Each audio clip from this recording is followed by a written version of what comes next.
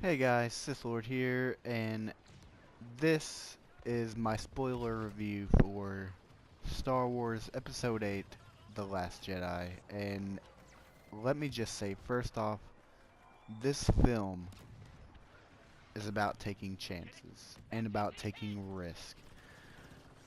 Rian Johnson does not disappoint in this movie, and the choices he makes is are amazing. They really are. I personally loved this film. I was on the edge of my seat the entire time, and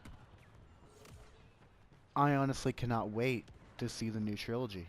Like, this just puts so much hype for the new trilogy that it's unreal. It really is. Now, let's jump right into it with the opening crawl. It cuts right to the point. It really does. The Resistance is on the run from the First Order. It's pretty much a continuation from The Force Awakens, and you're reading every sentence right when the opening crawl starts that you feel like a kid again. You really do. Now, the first sequence of the movie is the opening space battle, which, wow, it took me by such a surprise of how good it was going to be. Oscar Isaac does not disappoint in this, and the actual space battle, it's not just a space battle where, okay, this happened, it's not really gonna affect anything, but this battle in particular affects so much, and you learn that throughout the story. And the relationships and chemistry between the actors in this are, I've never seen anything like it, and trust me when I say you will not be disappointed by this film. I know a lot of reviews out there are speculating this, and just I know why. Because like I said, this film, it takes a lot of risks. It really does. Now,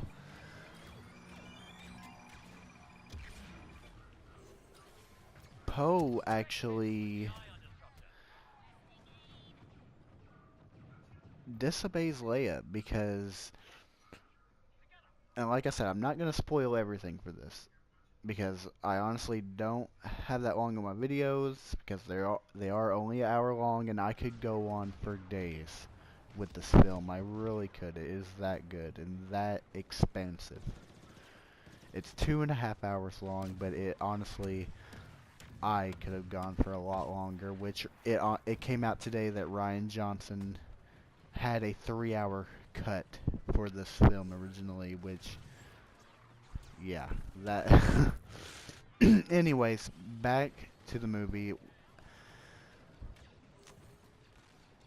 Poe finds out that they actually have a chance to destroy a dreadnought of the First Order, and he takes the chance, takes out the gunners, the gunner turns on the dreadnought ship, and when doing so, he takes a group of resistance fighters with him.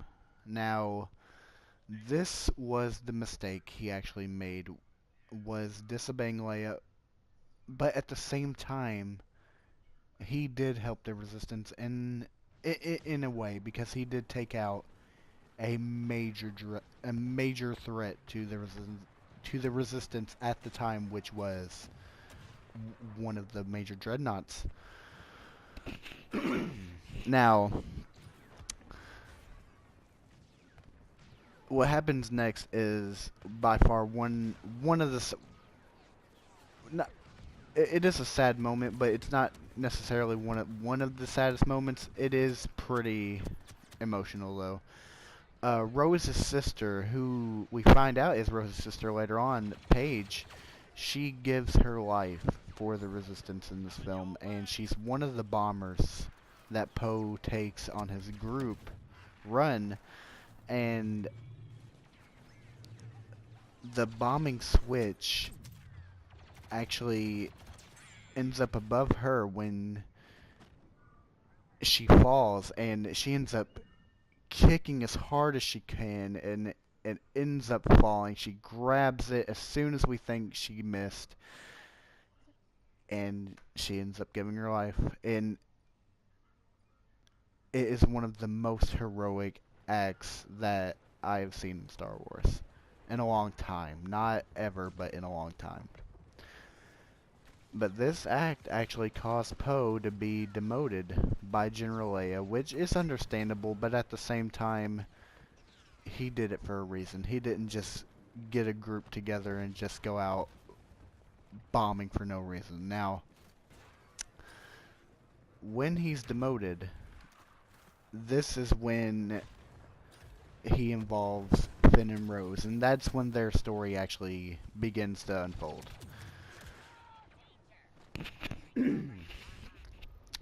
We then are introduced to Finn, which John Boyega in this film, he does not disappoint. He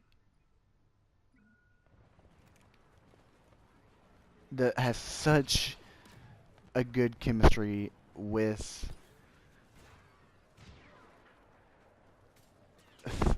Rose in this movie that, I mean, it's such a good love story. It really is. Now,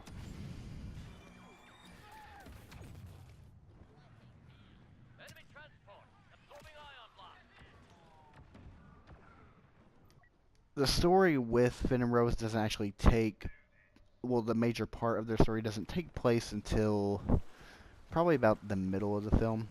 But when we are introduced to Finn, he wakes up in a healing chamber. I don't really know what it was called, but he wakes up, they ask him, how are you? Do you have any questions? And the first thing he asks is, where is Rey?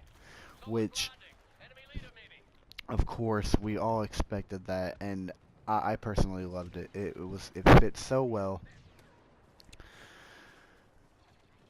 And then we cut right to the island of Octu. It is an amazing shot where we are left off from The Force Awakens. Rey is handing out the saber, and what we're all expecting Luke to grab it, ignite it, the spark of the rebellion, but he ends up chucking it over his shoulder, and we're just left with the thought that pretty much I guess Rey was left with sorry about that. What is gonna happen now? Like, what does this mean? So then the story takes place of, well, she has to pretty much convince Luke of what is going on, what the actions of the First Order has become, and to try and find out the story of Kylo Ren, which we will get to that in a minute. Pretty much we learn that Luke has become an old hermit on the island. There is a lot of things he does during the island that are a little questionable, and he just lives out a simple life now, and it's something we really did not expect. But it's pretty much a play on Yoda, which Yoda does. Oh my god, Yoda makes an incredible appearance in this movie, and it's one of the most heartwarming scenes in the movie. It really is. But it's the scene where Luke finally meets R2-D2 that sparks him to finally get back into action and help, which it's when he meets R2-D2 again. He's actually reunited, and when he is, you get that feeling of A New Hope when he says R2, and you feel like you're watching A New Hope again, and it lights you up. And that's when he begins with Rey's quote-unquote training. And why I say that is because it's very it's not short, but it's not what we're expecting the training to be. It's not at all this. It's not at all like the Dagobah training from Empire Strikes Back. It's not like that at all.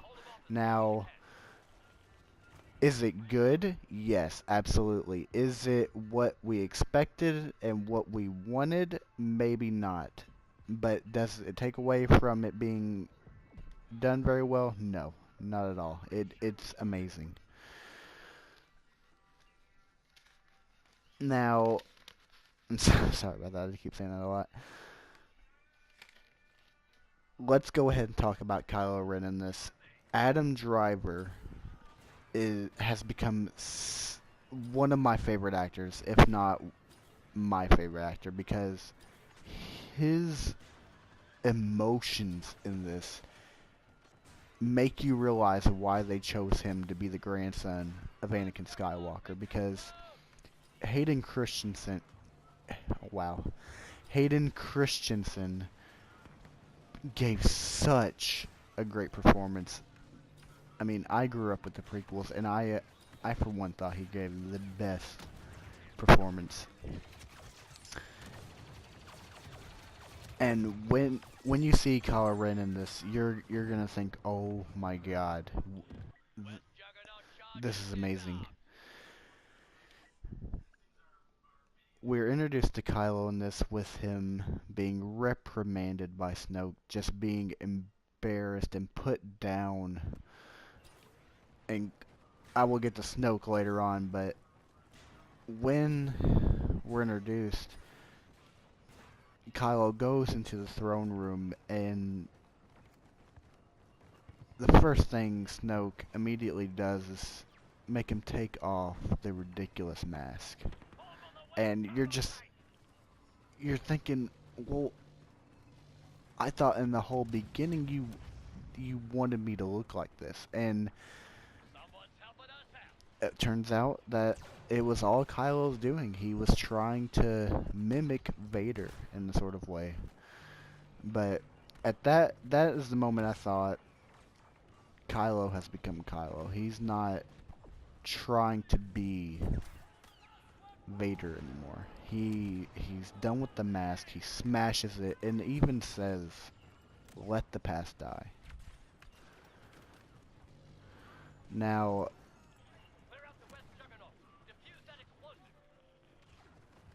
this is when you really think, well,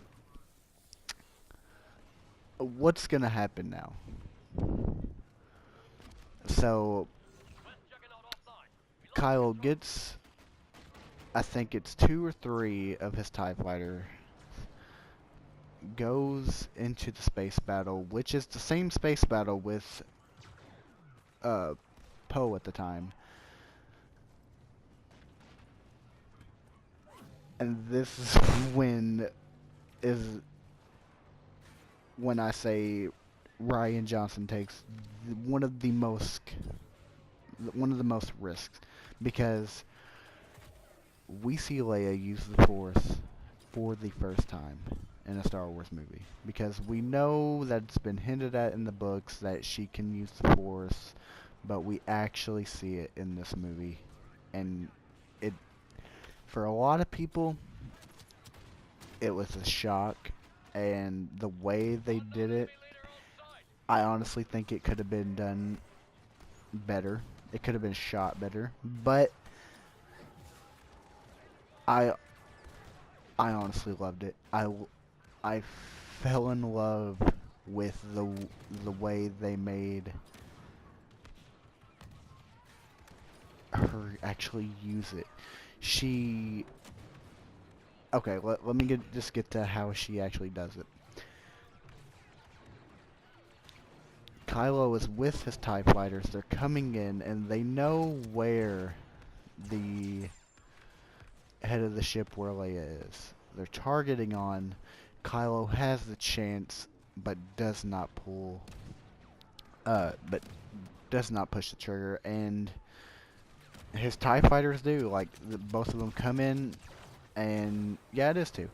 They come in and blast the head of the ship, and we think Leia's dead at this point. We honestly do. We're thinking, oh my god, how are they going to do this? We just saw in the previews that she was on crate. Like, what are they going to do right now? And they even go to a pause at this point in the movie and cut to the island. And you're thinking, oh my god.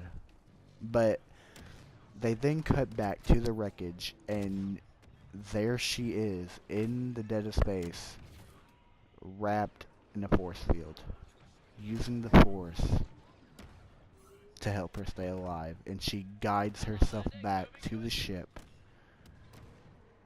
And there's just this moment of awe. And wow. But that is when Leia actually uses the Force, and it is just amazing. It really is.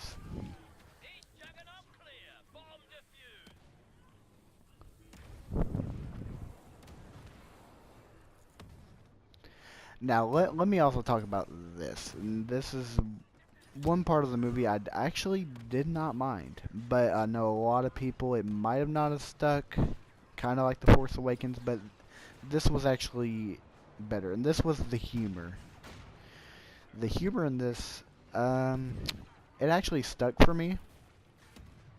Like, I know the one part that was kind of questionable was at the beginning with Poe and Hux, where you're thinking, well, would this actually have happened? Would he have said these things in that moment? Well, it fits his character really well. But the the other thing, like the Porg moments and the caretaker moments on the island, I love those. I find myself laughing at those.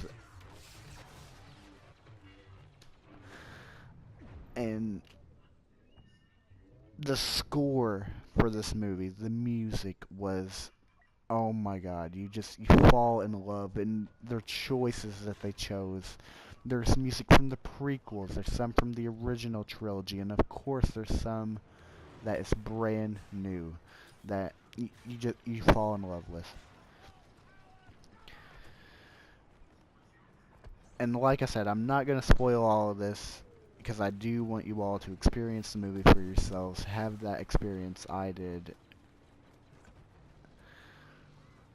But let's go ahead and talk about Finn and Rose's story on Canto Bight. The reason they even go to this planet is because they need to find a ultimate code breaker, and he's at this casino city, which Canto Bight, that's what it is. It is a casino city that the rich that play, they sell ships and weapons to not only the First Order, but the Resistance as well. So you ultimately learn that there really is no sides. There is no light side or dark side in the actual overall universe that people are living in. That yes, they do sell to both sides. But at the same time, there is an underbelly of Canto Bight that isn't so bright, and you see kind of a reminiscence of Tatooine, which you see the slave boys. Um, you see the races with the creatures, and it's just all putting on entertainment for the higher folk, which is so reminiscent of Tatooine and the pod races and how Anakin came up. Like, I I really love the Canto Bite sequence. I know a lot of people didn't because of the CGI effects and the creatures, but I honestly loved the sequence. And Benicio del Toro's performance was I know it was was not a lot of wow, sorry about that. It was not what a lot of people were expecting, but honestly, I didn't mind it. I actually liked it. I thought he wasn't gonna be that big star everyone thought he was gonna be, or may play a major part, but for him to be a traitor and just to be just a regular thief like that, they thought he was the master, the master codebreaker, and who was gonna join the resistance with him, but no, he turned him in and got the money and left. But the reason they get to Benicio del Toro's character, which is DJ, is that they're looking for the ultimate codebreaker, which he is there. He is at the casinos, but with everything that happens, they have to find DJ, and he actually ends up working out until he trades men.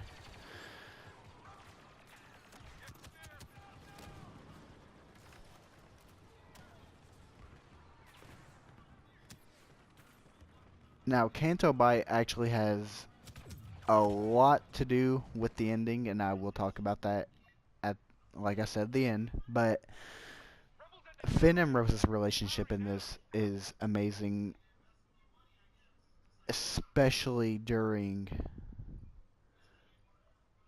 the Battle of Crate. That is one sequence in this movie that is unforgettable. I'm gonna go ahead and jump into the visions. I wouldn't really call them visions. No, not at all. It's more of a force connection, I would say, and that is with Rey and Kylo. Like, we learn that it's all manipulated by Snoke, that he's bringing them together for the ultimate purpose of defeating Rey and ending any chance that the Jedi might have of being restored. But at first you're thinking, oh my god, how is this happening? And even Kylo says, how are you doing this? This would kill you right now. But they go with it. And they have these amazing, deep connections. And this is one of the most amazing chemistries I've ever seen. But Rey actually asked Kylo who my parents are. And Kylo reveals that Rey's parents were no one. They were literally people who did not want her. Her dad is literally buried on Jakku, and her mom left her. There is literally no major lineage for Rey, and you know what? I'm happy with it. On the way they portrayed it and the way they pulled this off, the way Rian Johnson pulled this off was flawless. I mean, the main theme I think this movie should be is that nothing is something. Because if you really think about it, who was Anakin's mom? No one. She was a slave on Tatooine. Absolutely nothing. Who was Obi-Wan's parents? I mean, it makes so much sense when you don't want it to be. Like, we all know, we all wanted her to be the next Skywalker. We all wanted her to be a Solo or Kenobi, or hell, even Palpatine's granddaughter somehow. Like, we all wanted her to have that major family lineage, even myself. But the way they pulled this off, it works. It really does, because it ultimately means that there are other Jedis out there that do not have to be major, that do not have to come from major families to be important. You don't have to be a Skywalker to be the main character. Like, this is the ultimate send-off for the new trilogy, that you don't have to be a Skywalker to be someone important. Like, that is the ultimate send-off.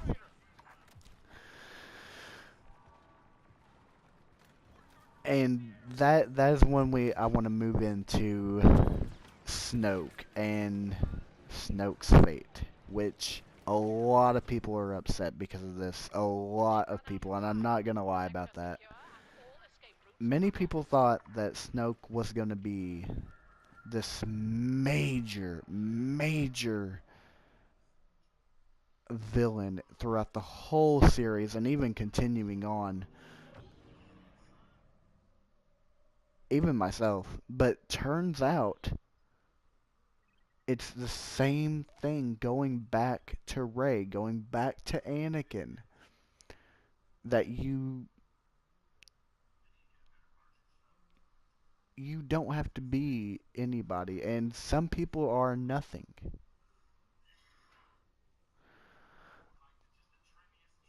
When we get to the throne room, and let me just say how we get to the throne room. Rey ends up arguing so hard with Luke about coming back to join the resistance, coming back to help out what's going on. But Luke's like, he's not gonna have it. He's done. I mean, he knows what the ultimate fate is gonna be.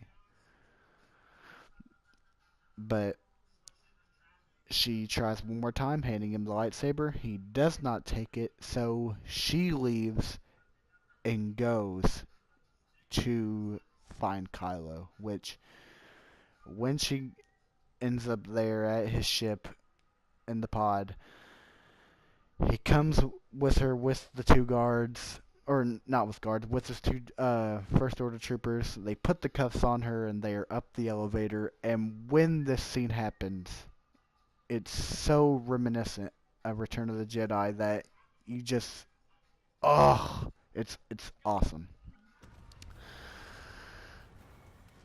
When they get there, Snoke just pretty much plays with Rey using the Force. He is so powerful. But the thing is, he's not as powerful as he may seem. And that is the thing we all have to remember in this, is that not everything is what it seems.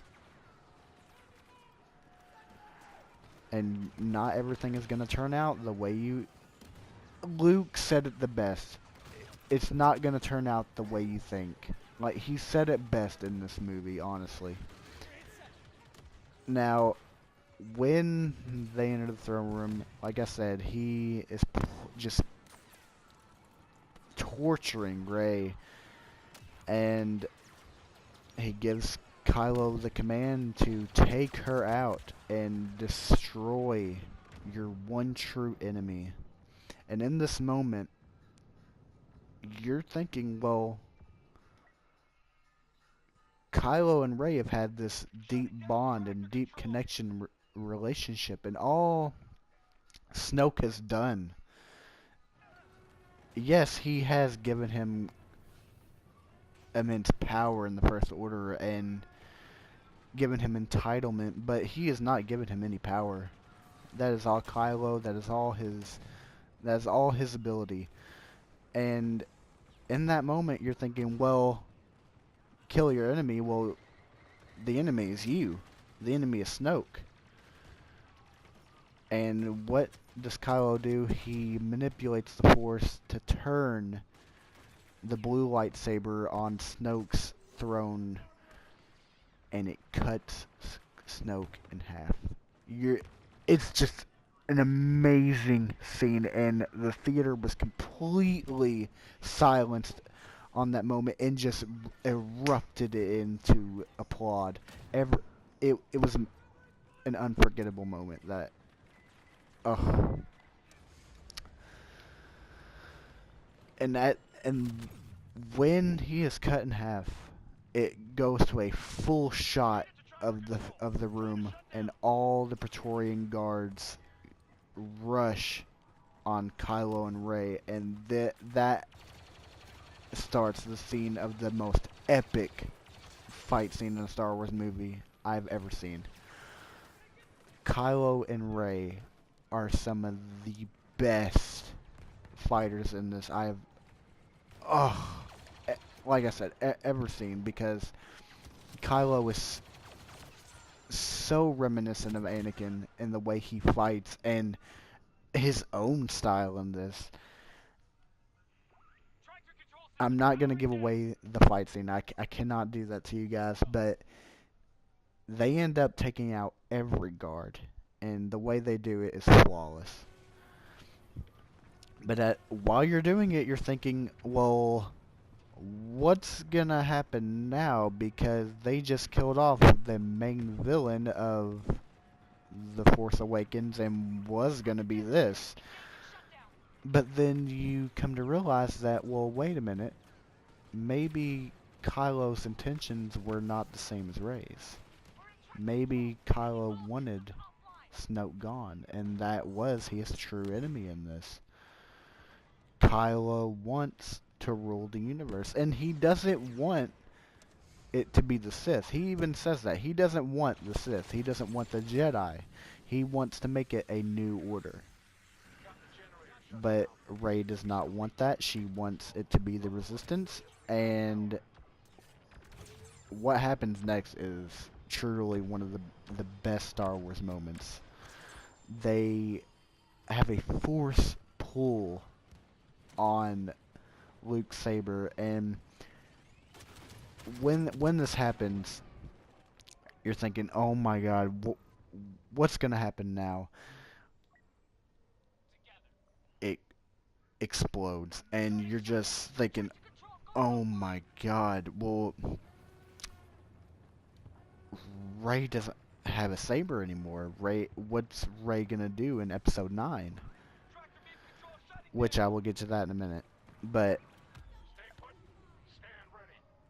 at that moment, you're thinking, wow.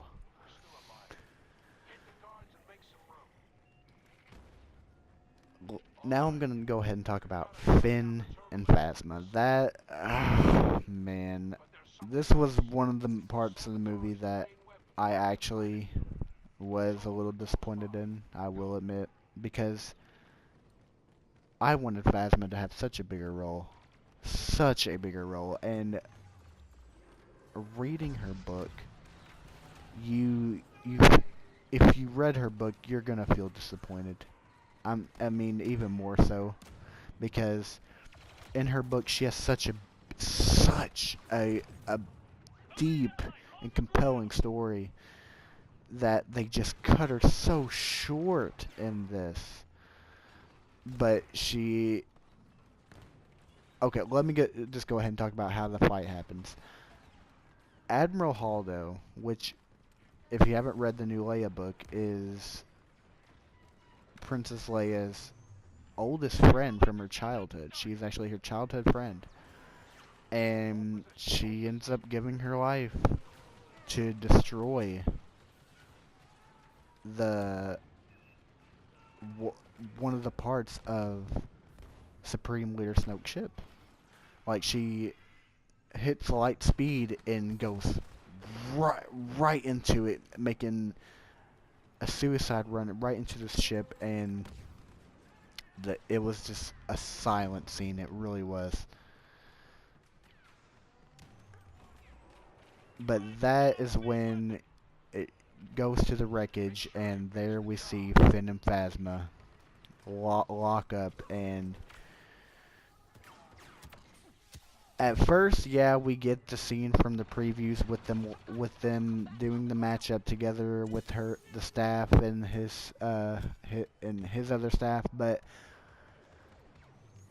after that, it's him being knocked down onto what you don't know is a platform. It raises up, and she looks behind her and knocked to the uh, knocked to the fiery pit, and you see her eye. Actually, like, he actually breaks her helmet, and you see her eye, and you just, in that moment, you feel like she's been cheated in this movie, honestly. Like, I love this movie. Do not get me wrong. I love this movie, and it is by far my favorite Star Wars movie so far. But the way they did Phasma in this, I feel like she needed a better send-off. Like, she needed more time. She did not get that in The Force Awakens, and we thought she was going to get that here.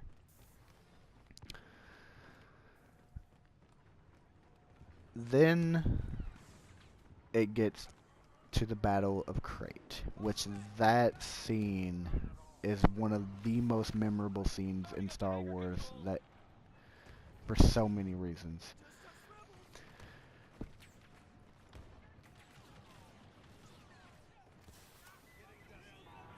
After the crash from Admiral Holdo, the Resistance has a chance to escape, so they go to Crate, which is one of the last abandoned rebel bases that the Resistance has. And if you read the Leia books, you will know that Crate has a major plot in that story. So when they get there, they fortify up.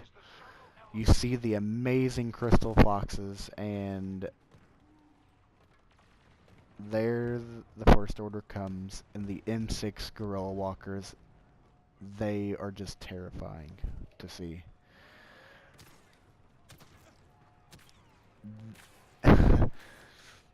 Then we get the epic scene with the ski speeders. And let me just say this, oh man, they're one of the coolest ships I've seen so far. But there's this one scene that it's where Finn, I honestly thought Finn was about to go. And when I was sitting with my buddy in the theater, I was like, are they really going to kill Finn off right now? Like, is he really going to, because how it's set up is that the Rebel base has a huge fortified door on the mountain, and the First Order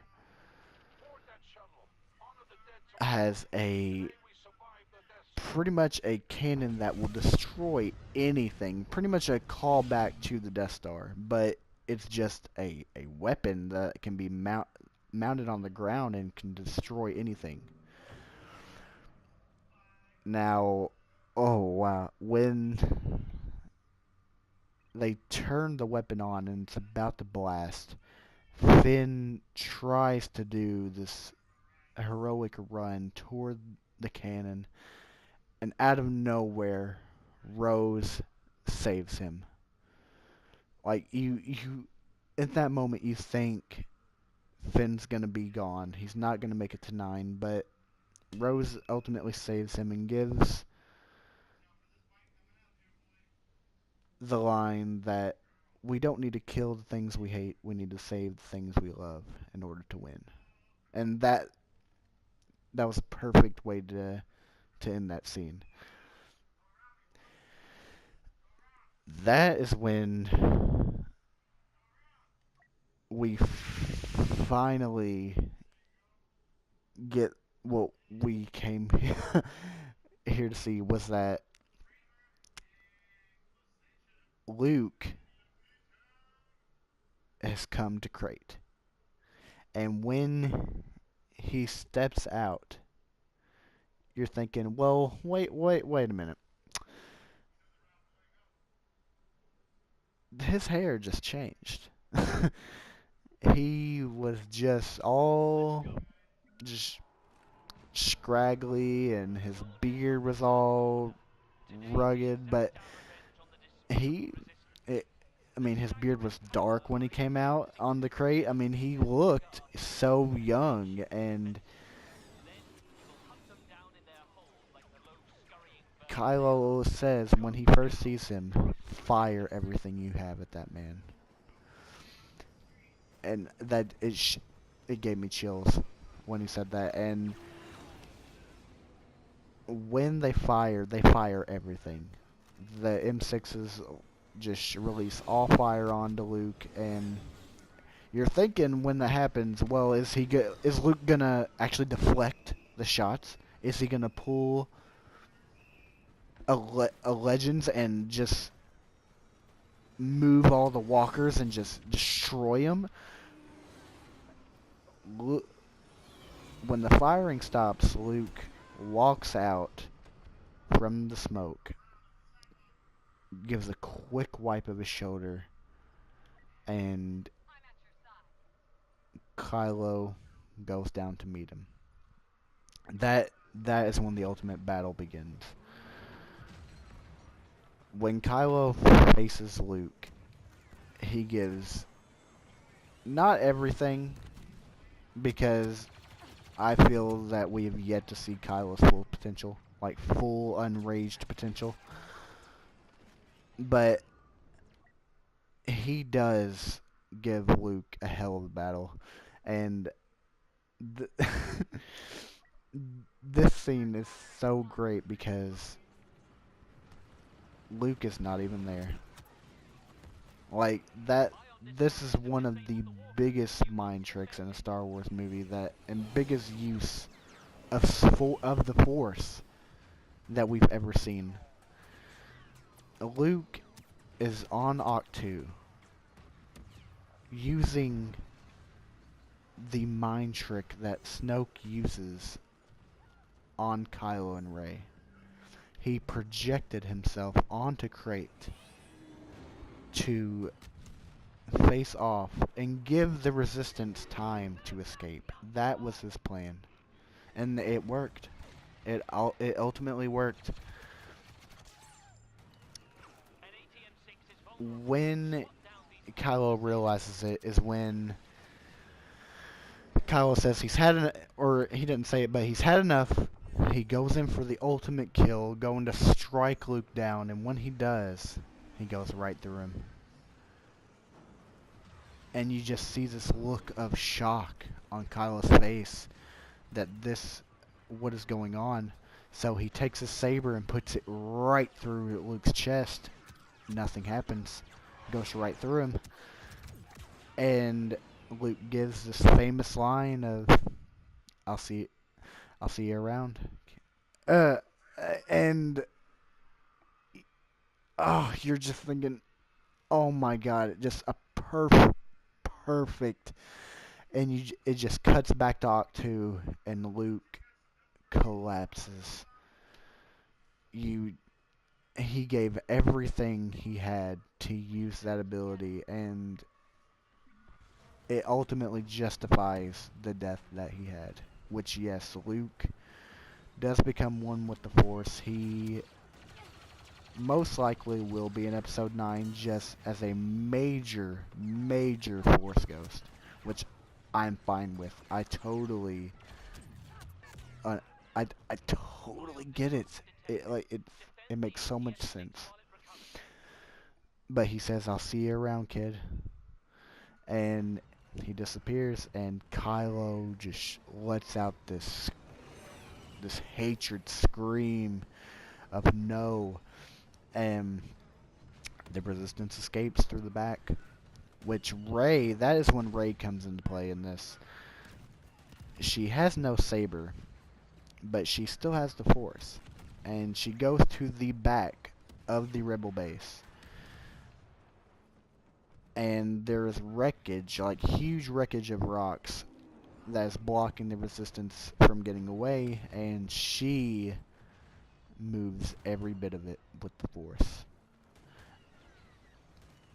And this the scene, I thought it was great. It was magical. Like I felt like a kid when I actually saw that. Let's go ahead and talk about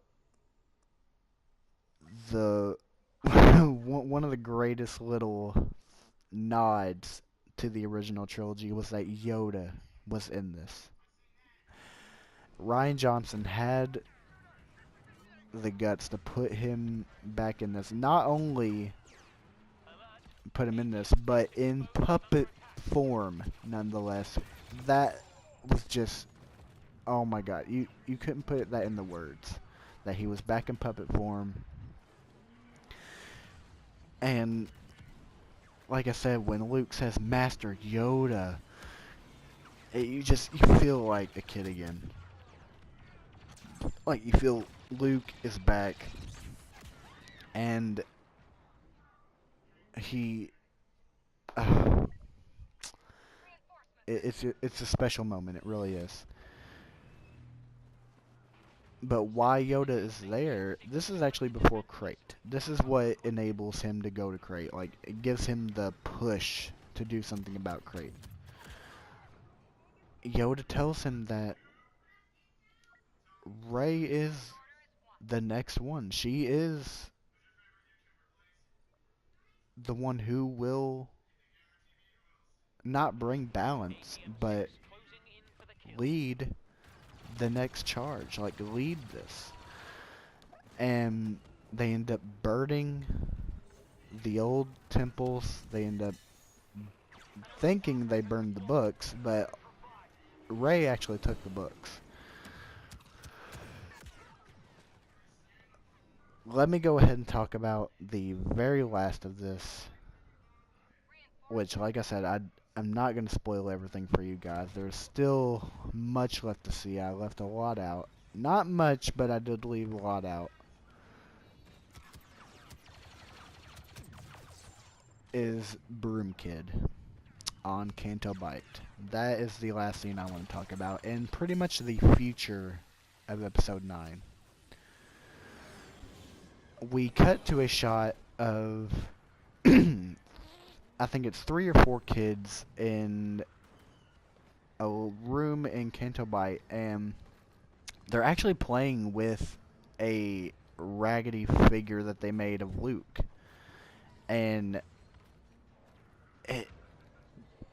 when this happens, you're just, it's just such a happy moment because you feel like a kid, like watching yourself play with the figures. And here comes one of the slave masters telling him to go ahead and get back to work. And when one of the kids, Broom Kid, goes outside, he force pulls the broom to him. Now, some people say that this might be a character in the next film. I personally don't know. I'm not gonna put all my chips on that. Like, I really don't, because what I believe that scene is